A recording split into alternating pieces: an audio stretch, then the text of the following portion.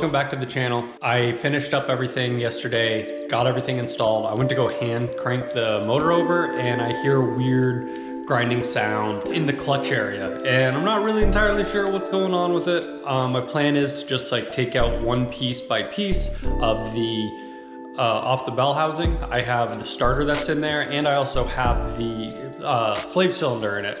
And I'm gonna take the starter out and then crank it over by hand and just kind of see what's going on or listen to what's going on.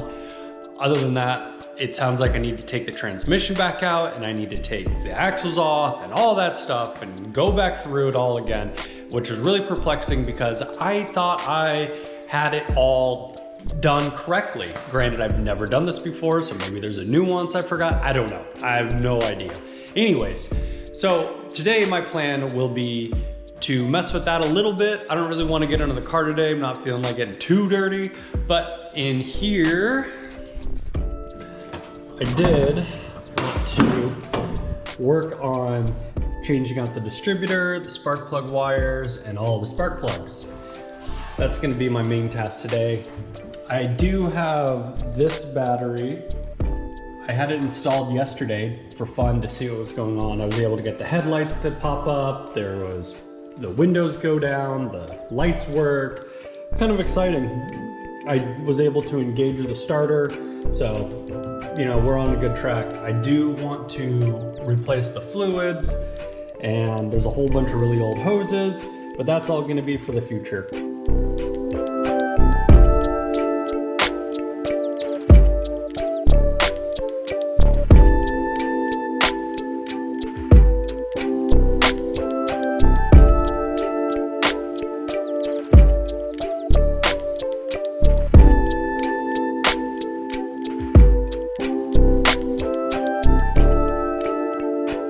So I'm all done cleaning up. I like to begin my day. I really should be ending my day with cleaning up the shop, but yesterday I got too excited, so I didn't clean as much as, well, I didn't clean at all. I just kind of left it and went on. Cleaned up all my tools. Everything is picked up.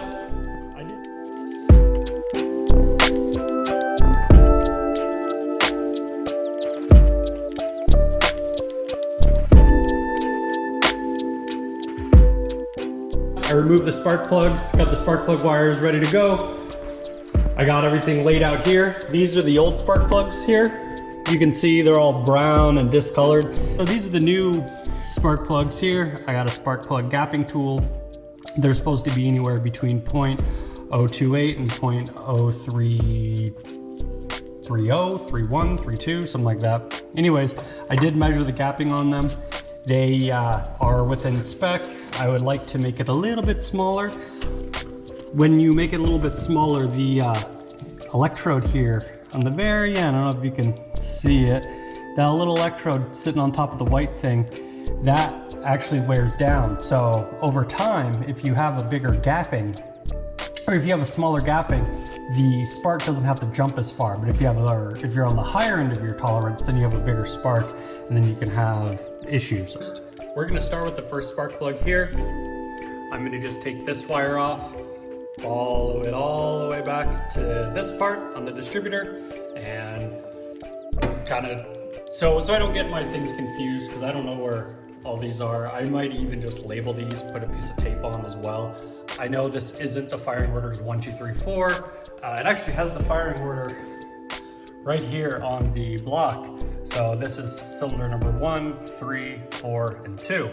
I love that this just says Porsche. It just, I don't know. I'm so amped that I have a Porsche. It is one of my favorite brands.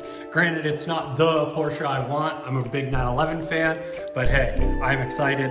This is a really fun project so far, even though I've been running into a lot of issues. That was to be expected. I'm not complaining at all. It's all a learning experience, and I hope everyone watching actually gets to learn a little bit as well.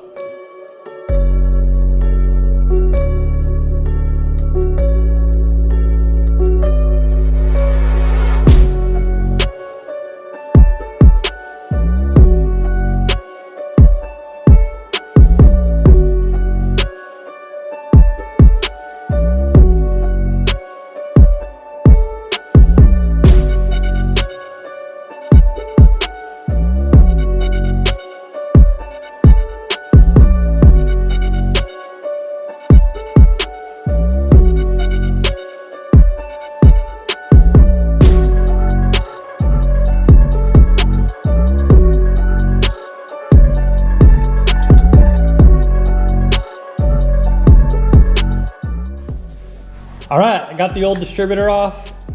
Pretty dirty. Oh look, there's a little spider friend in there too. Nice. So, got the old distributor off. Here's the new one. I actually wired it all up. I wired it all up so it's in the correct order and everything. I didn't want to deal with the whole one wire deal. So anyways, this is what we're doing. So I got to pop this thing off, I believe, and I got the replacement one right here. So that's pretty cool.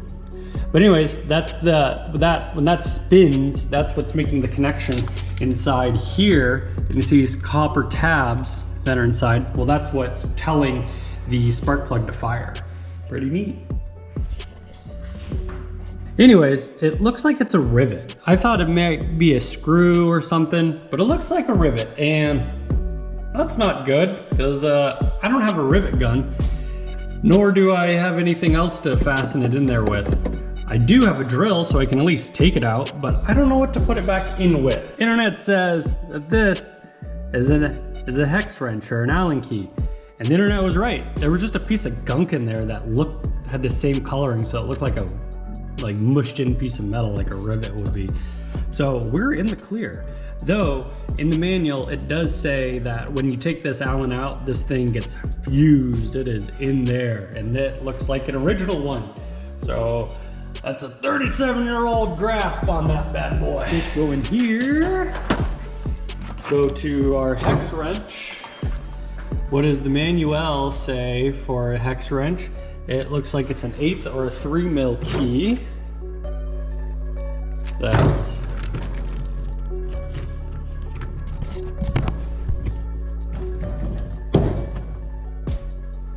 yep, right there. That's the 3mm key. Bam. Golden.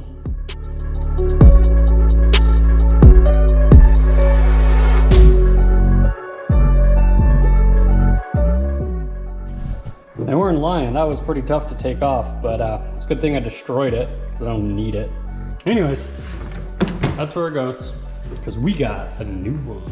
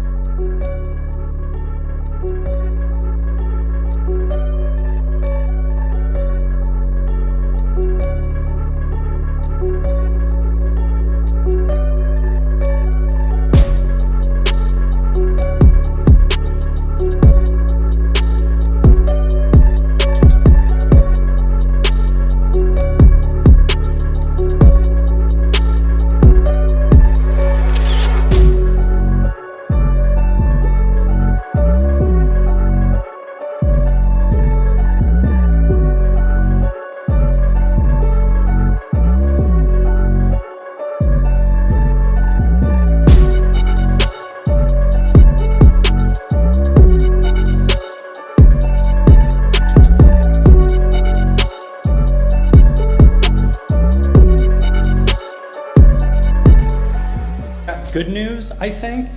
I took out the starter here and thinking, I don't know, I was hearing a weird grinding sound, but I took the starter out.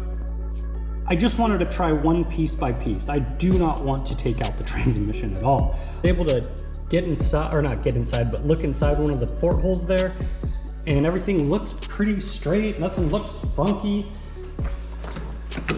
The clutch pedal is sunk all the way in, and I've been reading about what a sunken clutch pedal means. It means that it could be a bad slave cylinder. All right, so that's that. I'm kind of done with the car for today, but there's some other parts I'm waiting for, And that's kind of a wrap right now.